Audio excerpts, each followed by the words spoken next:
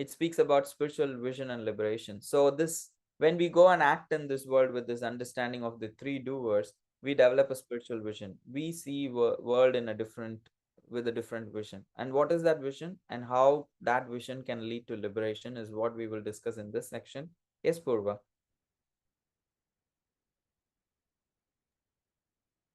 Yes, thank you.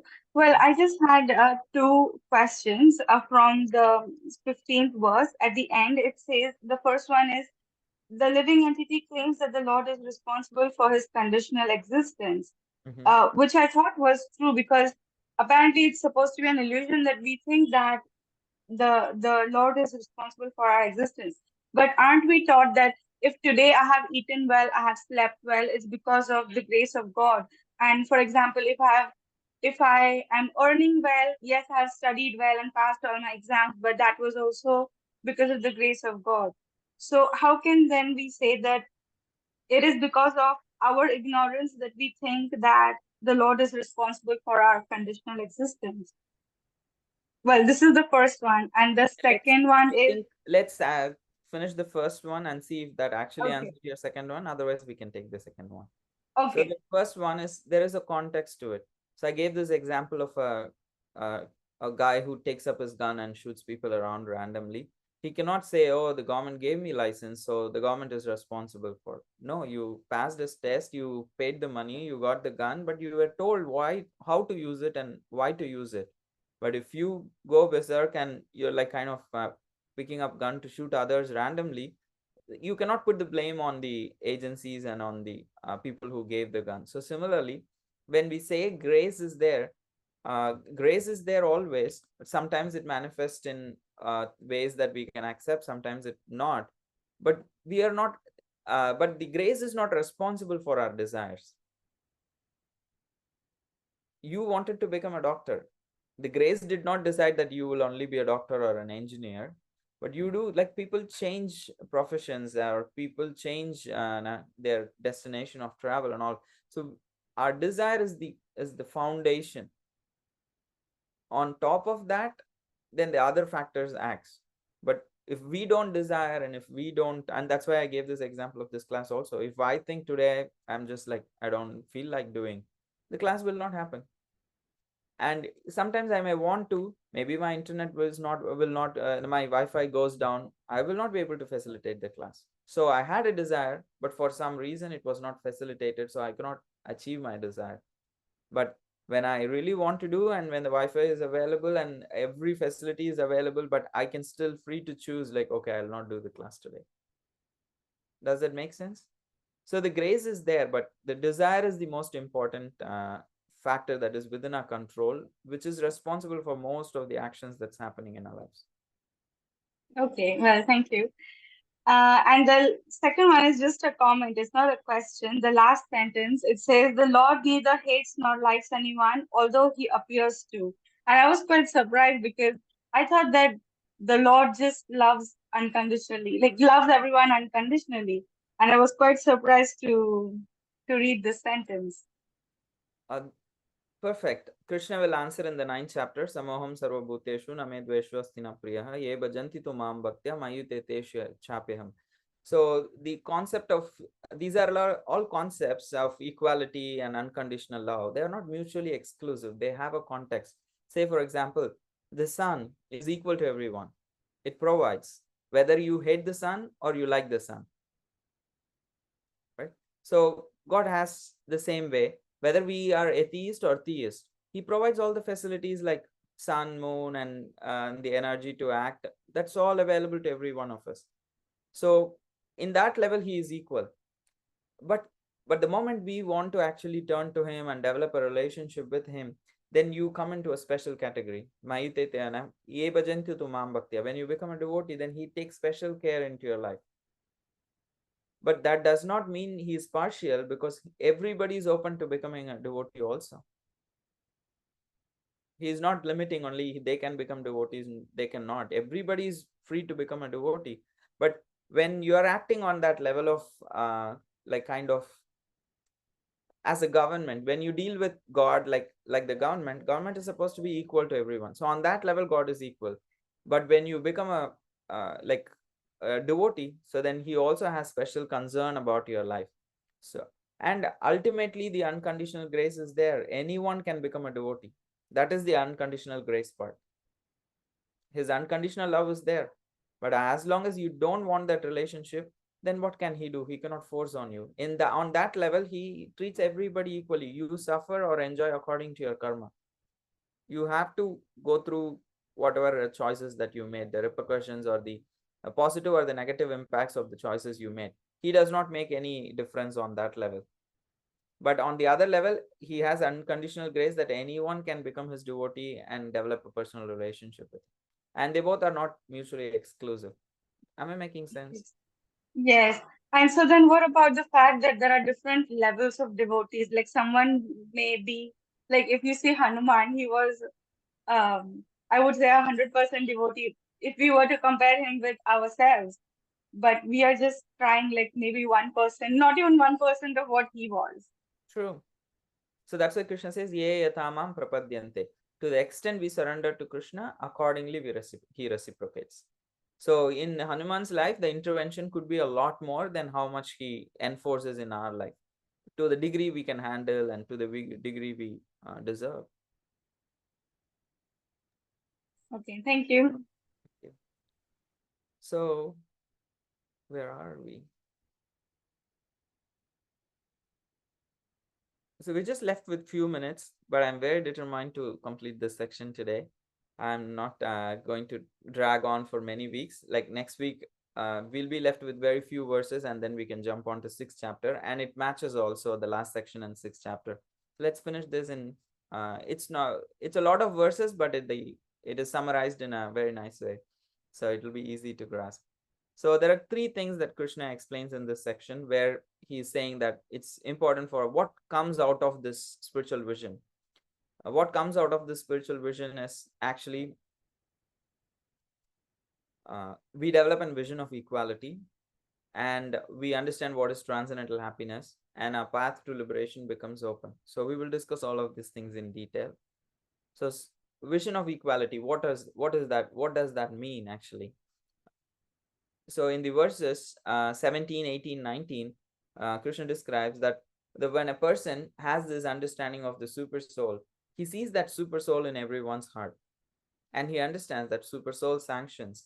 It's nothing can happen without the sanction of the super soul, and he is able to see the presence of super soul in all living beings and able to develop an equal vision that all are actually sons of God. So develop that vision. So that's what is the vision you can develop by knowing the three doers in this world by the presence of super soul. And then he also realizes that uh, the internal happiness, the inner joy, is the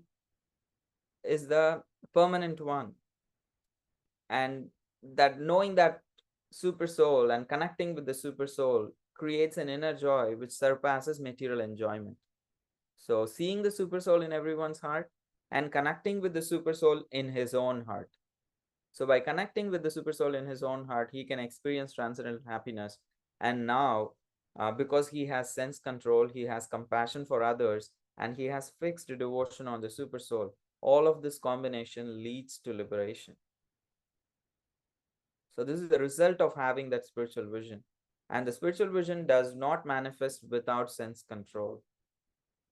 And when it is aware, when the spiritual vision is developed, we have compassion for everyone.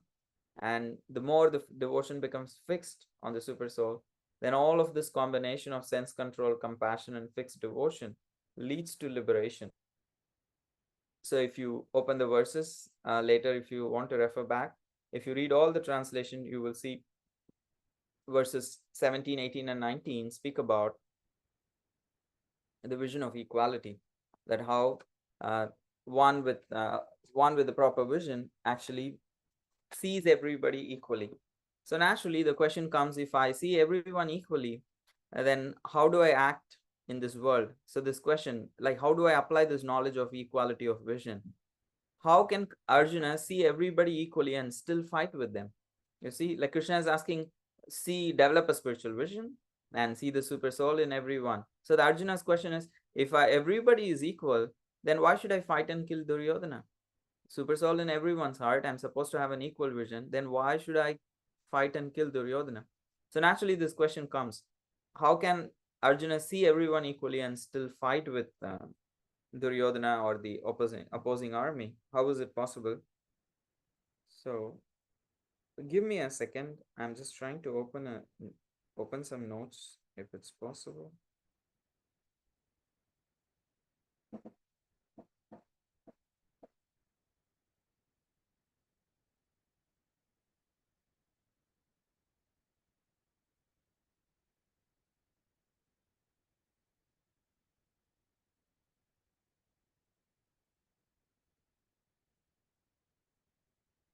Because like, does spiritual equality means that equal treatment?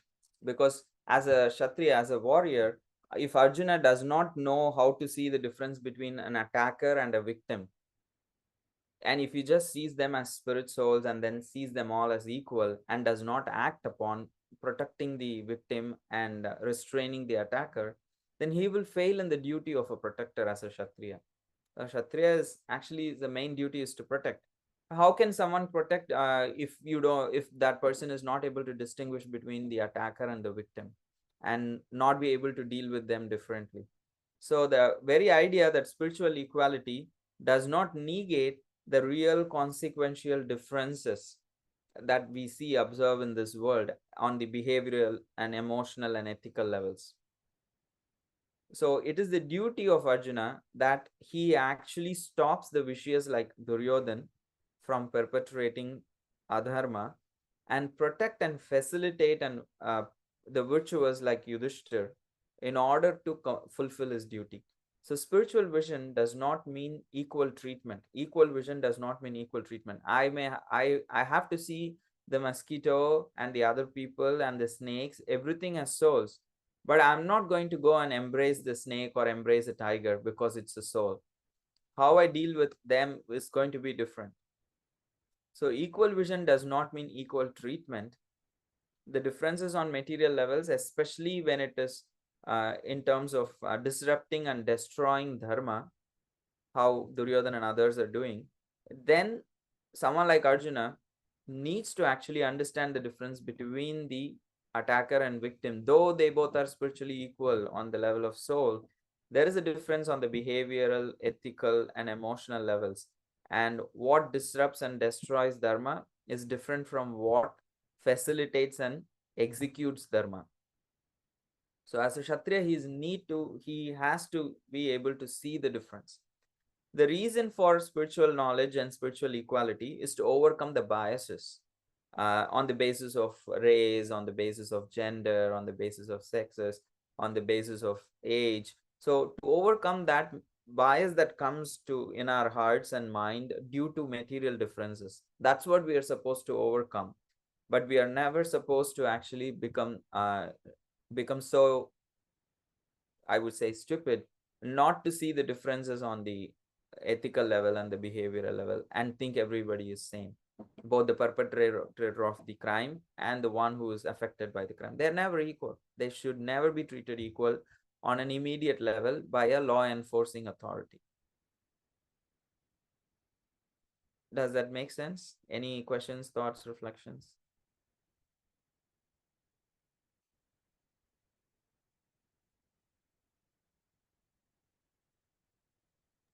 That is a really great statement that I feel embarrassed that I didn't quite even see before. So here I'm thinking equal vision. I have to get to that point where nothing bothers me, everybody's good, and I see, the Pampara, everybody, and la da da da da. And I'm very calm. It's not actually exclusive from really seeing when somebody is like harming someone. We are not going to just stand and watch there, or they are also spiritual, so let them do what they want. No, we have to protect our kids. We have to protect the other devotees. If at all somebody is like trying to harm them, there's no way that we are going to speak spiritual philosophy and let it pass. Right. And I always wondered that seems so impossible, but now this makes so much sense. Yeah. Okay. Purva? So where does the sentence "forgive those who hurt you" fit into all of this? That is for personal application and reconciliation, not when you have an authority position. When you have a Yes, responsibility to protect someone, you're not going to say those things, apply them out of context, and you cannot tell someone who is suffering, say, oh, forgive those people who have caused your problem, whereas you are the authority who is supposed to protect the person who is complaining to you. So your duty is but to, then, it yeah, is up to them, yeah, it is a personal application to reconcile for that individual whether they want to forgive or not. But on an authority level, we are not supposed to tell them, you just forgive and I'll not take any action. okay. Because in many Indian mythological stories, also we've seen that a king has attacked another king, and then when he has been defeated, he has asked for forgiveness, and then the other king has forgiven him, and That is between well, them, right? They are reconciling it yeah, between them. But I'm yes, telling from an authority position that Arjuna is having as a ruler, or as as a kind of someone who is a law enforcing authority. They cannot apply all these concepts of forgiveness, and they cannot force the victim to forgive someone. They are supposed yes, to act what is right and wrong, and what is their duty of protecting the weak, and making sure the strong is not exploiting the weak. That is the law enforcing or the ruler's job. In that okay, context, we are discussing that. Make sense? yes, So the practical application of developing a equal spiritual vision is for us to surrender to the super soul and to develop detachment. That is the actual result, or the practical application in our own life. We develop detachment in the sense that, in the sense of, if something bad happens to us, we try to see, okay, try to reconcile. At the same time, we are not just going to suffer abuses. That's not the idea of detachment.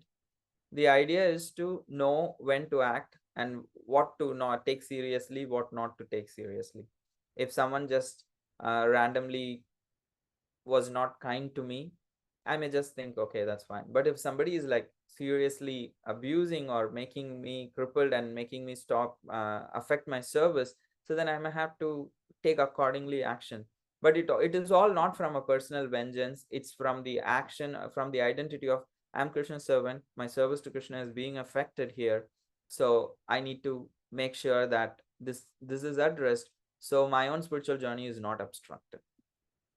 But if someone just casually commented on me, like teased me, so I don't may not be like not taking it seriously, maybe a better thing for my spiritual life. So that maturity is required. So basically, detached from personal ego can make us make it easy for us to decide what is right, what is wrong, how to act.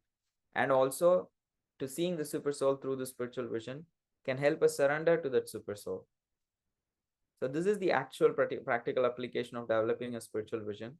And the lessons that we can see is, we learn to see beyond the differences, the external differences of race, ethnicity, or color, or creed, or all the other external physical measures or the emotional measures. We try to see beyond the differences when we are when we are in an authority role, or when we are in a role where we can extend compassion. These external biases should not stop us from extending compassion within our ability. And the other lesson that we can actually learn is that learn to find happiness within, beyond the temporary pleasures and pains of the material world. By focusing inward and connecting with the super soul, we can experience a deeper, more inner joy, and developing that should be the goal of spiritual life. So that should never be neglected for the sake of external, in the pursuit of external temporary pleasures. So these two are the lessons that stands out in this section. And the idea is, because why we need to see beyond differences is because compassion is the root of true wisdom. It sees beyond the surface to the heart of others. And also, the true compassion is not just for feeling. This is a very tough quote. I did not want to put there. It made me actually very self-conscious. but I thought that's good for me to put it there. At least I will become aware of what I'm not doing. Sometimes true compassion is just not just feeling for others, but are also doing something to actively to alleviate others' suffering. On a social level, sometimes I'm not able to do much in the current situation that I'm in. Sometimes it facilitates, sometimes it does not facilitate. My way of acting to alleviate suffering in the world is to spread the knowledge or help people to practice devotional service. But there are various other levels on the social level, on the activism level. There are many things which I may not be able to do. So it's not just acting on one level, many levels. It could be on the social level, spiritual level, on the economical level. So in whichever way we have the ability, we can act to alleviate the suffering of others. And that's the real compassion, more than just having feelings for others suffering. It's good to have feel for others suffering that they are suffering, but at the same time try your best to make some difference. Yes, Indra Devi. So I have a question. I was in a group where people were talking about their past suffering at the hands of their parents or siblings, or these were very intense situations that they went through as children. And one person, mentioned, "Oh, I really think you should thank them for doing that. And that would alleviate your trauma, I guess. Thank them for giving for I don't even really understand what she was trying to say, but it was something like thank them for handing you this karma that you were able to burn or deal with or something." And I had a hard time even knowing. That was so surprising at the time that I had a hard time like trying to figure out how to talk to that statement. What would you have said? It's not what they said is untrue, but who has to think that? I cannot tell others to I cannot tell others how they should feel. If they come from a place of self reconciliation and self spiritual growth, and they want to forgive and they want to let go and they want to move on, that's a good perspective to have. It can be suitable in certain circumstances to certain people, but we cannot always force it upon someone who is expressing their trauma. Maybe there are more practical things that they need to help with before they can come to that level of it's a very spiritual stage, but you cannot just force someone to come to that stage by just telling them how to feel, what is right to feel. It's a natural internal growth. So it starts with smaller steps, and whoever is saying, do they have the relationship with the person to whom they are saying? Is that person looking up to them for spiritual advice? If my guru is saying, there is a different, it will have a different effect, and I can clarify and how much of the investment this person has made into that person's life, that they are able to say that statement. Will that person follow just because they are listening from this person? All of these needs to be taken care. Just because something is right, not anyone and everyone can say, and cannot be told at all times, at all circumstances.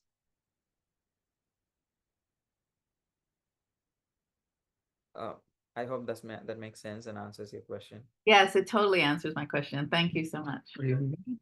So when we find the joy within, so no external circumstance can take away. That is why Krishna is emphasizing the importance of finding the inner joy, because the external happiness sometimes is present, sometimes it is not present. So then the reflective questions we can ask is, how can I start seeing others not just through their external differences but as spiritual beings? And also, what kind of small steps can I take daily to shift my focus from external pleasures to inner fulfillment? What can I do today? Where am I actually placing overemphasis on external pleasure that is not helpful for my spiritual life? How can I actually make a small change, do something proactively to uh, walk away from those things towards things that can actually bring in a fulfillment? Because the inner joy is the light that shines even in the darkest moments.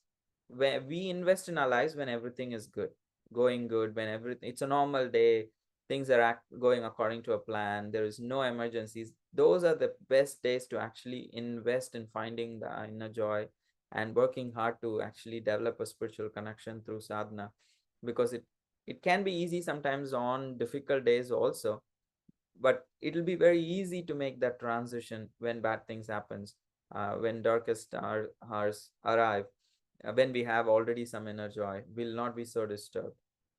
Otherwise, sometimes people actually learn through difficult times. It just shakes them and then makes them change, reevaluate their choices in life. If you don't want to go through suffering, they say, right, those who sweat in peace don't bleed in war. So the choice is there. When everything is going well, we can still become dependent on Krishna and surrender to him, or we have to wait for reversals to make that choice.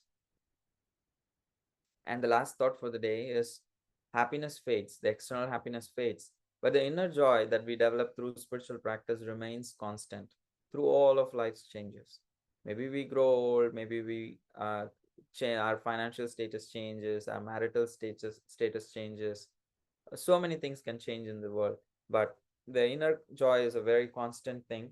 And even when external happiness fades, it remains. So that is why Krishna is emphasizing the importance of developing and finding that inner joy. When the inner joy is combined with compassion and sense control, it leads to liberation. So that is the final thought for this section, that all of this combination of spiritual vision, when applied, when developed, which is possible only when we start controlling our senses, and through spiritual vision we develop compassion, and in this combination we become fixed in our devotion, we develop inner joy, and it leads to liberation. So we will see the last 3 verses next week along with the chapter 6, and it also sets a context for chapter 6, so it will be a good flow. So thank you for going slightly over time and for making it on a Saturday morning. I know it's not very easy, so extremely grateful for all your presence and facilitating my service in a small way that I could contribute, but facilitate and helping me to facilitate that is, I'm very grateful to each one of you for taking out the time. So thank you, Srila Prabhupada ki jai. Hare Krishna. See you guys next week. Hare Krishna. Thank Hare you. Krishna. Thank you, Thank Maida. you. Hare Krishna. Thank you, Hare Gash Prabhu. Thank you. Hare Hare Krishna. Krishna. Thank you, Hare Pariji. Krishna. Hare Krishna. Hare Krishna. Mataji. Hare Thank Krishna you. Prabhuji, thank you for the class. Thank you, Hare Krishna. Thank you, Harsha. Thank you. Hare Krishna. Hare Krishna. Hare Bhava.